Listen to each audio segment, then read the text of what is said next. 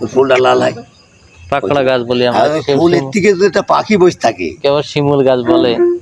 ওই পাখি বসে থেকে তো আমি ফল পাকলে খাবো, তোর ভক্ষণ হবে কিনা তাই জন্য।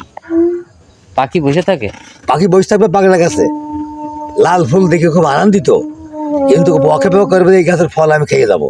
আচ্ছা এখন ওই ফল পাকা পর্যন্ত অপেক্ষা করছে। আচ্ছা। ওই যখনই পেকে গিয়েছে পাখি কিন্তু যেই ঠোক বেড়েছে, ঠোক মারার সাথে সাথে উড়া শুরু করে দিয়েছে।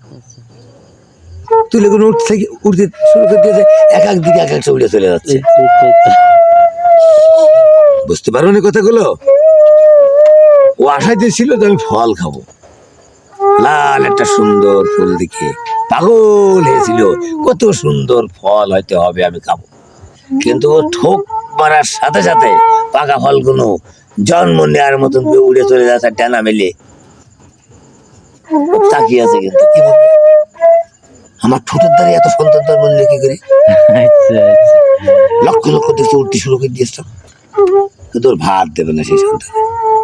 যদি একত্রিত করতে পারত, ওইটে ভালো করে বলতো, একত্রিত করা মানে ওকে থাকাকালীন ওকে একত্রিত করার পারে, ও তোমার আরাম হতো। কিভাবে তুলো হয়, কিভাবে বীজ থাকে দেখছেন দেখছেন? এই যে যদি বুঝে যদি একত্রিত করার জন্য ব্রেন কাটাইতো, যে তুলো করলে কিন্তু বয়স্ক হয়ে গেলে কিন্তু কাছে থাকলে কিন্তু ও কিন্তু বাচ্চা কাটাতে পারবে, ধরে নিয়ে যাবে পৃথিবীর কোনো বিজ্ঞান নেই, কিন্তু বাতাস হলে পরে যার যার মতো কিন্তু পাখা মেলে উঠছে। পাখি চিন্তা করবে আমার এটা ঠোকের দ্বারা এত বাচ্চা এলো কি করে, আমি খাবো নাকি, ওরা আবার ভাত দেবে, এত সন্ধান তৈরি করলো আবার ঠোঁটে দাঁড়ায়, ও তাকে তাকে দেখতে আসে। হাজারো কাঁদিল হিতাই, খোদা না শুনিবে কথাই, সে কথা সে কান্দন কান্দ হিতাই। তুলের মতন করে তোমার আমল গুলো না এরকম পাকা ফলের মতন যদি মনে করে এটাতে আমি এটা সুন্দর একটা ফল ভক্ষণ করছি, বিধান মতন কাজ করতে হবে। কিন্তু ওরা ফলই কিন্তু হয়েছে, কিন্তু ওই ফল তুমি ভক্ষণ করতে পারবে না, বিধান মতন হয়েছে, বিধান মানে আল্লাহর বিধান মানো, অবশ্যই তোমরা কিন্তু শান্তি পাবে। দল বলে দাবি করো না, আল্লাহর দলের নাম একটা, আল্লাহ নিজে বলেছে আমার দলের নাম হিজবুল্লাহ আর হিজবুল শয়তান। আমার গলায় আর কোনো সুর নেই, আমি কাইন্দে কাইন্দে আমার গলা শেষ, সুর আর ঠিক কানলে আর গলা নষ্ট হয় কেমন? হ্যাঁ, কানলেই তো গলা নষ্ট হয়, সুর থাকে না। না, দুনিয়ার সুর হারিয়ে ফেলবে, সুরান্তি তো আর করার দরকার নেই। বাঁশিটা ওকে দেওয়া হচ্ছে, ঠিক আছে, ওই বাঁশিটার ভিতরে এরকম একটা হাওয়া প্রবেশ করানো হচ্ছে, আর ওই হাওয়াটা কি বুঝে দেওয়া হচ্ছে হাওয়ার মধ্যে, যে এই তুমি পাক দিবে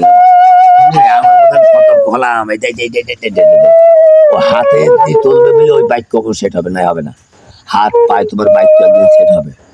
তুমি এটা মনে করো না একেবারে খারাপ, তুমি রাখো তোমার হাত পায়ে কথা বলছো, আমল তুমি এরকম মনে করো, এইরকম আমল মনে করো, আল্লাহ জিক্রিকা ওয়া শুকরিকা হুস্তাই বাদিকা, সমস্ত ক্ষেত্রে তোমার হাত রাখো আল্লাহর মনে।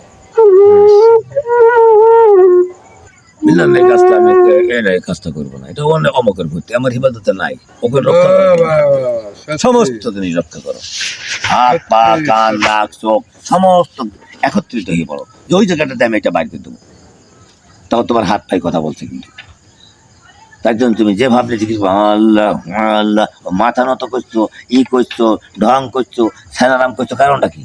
ওই ওই জায়গায় জায়গায় পৌঁছানোর জন্য, ওই রূপে রূপান্তরিত হওয়ার জন্য। কোন রূপ সে এবার কোন রূপ? কোন রূপ এই জায়গায় কথা, ওই জায়গাটায় তোমার ঠাকানোর সময় নেই আবার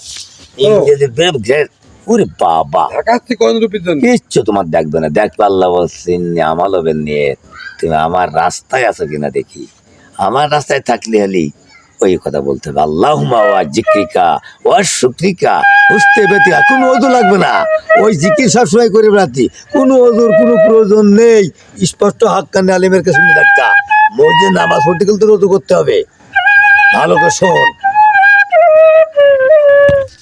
হাবেশ কোন তোর কিসের ওযুর দরকার, আবার ওযু তো হয়ে গেল দেখা, পাক পাঞ্জাতনের ভিতর দিতে খুঁজে দেখা, তোর ওযু হয়ে আসাই এখানে শরীয়ত পাক ধরে পরে 5 ওয়াক্ত তোর ওযু বানাইতে হবে, কিন্তু ওযু নেওয়া লাগবে না, মেসাজ করা লাগবে, দাঁতের ফাঁকে যদি কোনো জিনিস থেকে খিলেন করা লাগবে না, কোষ রাখি থাকে। সবাই ভালো থাকবেন, দেখা হবে নতুন কোনো ভিডিও নিয়ে, নতুন কোনো চিত্রে। তাহলে এভাবেই আমরা গল্পের ছন্দে অনেক কথাই বলে থাকি, যদি কোনো ভুল হয়ে থাকে অবশ্যই শিখিয়ে দেবেন। আমার আসসালামু বলা নেই, আলাইকুম যার কারণে তো রহমতুল্লাহ কথা বলি। ওয়া বারাকাতুহু। শুনতে হবে না।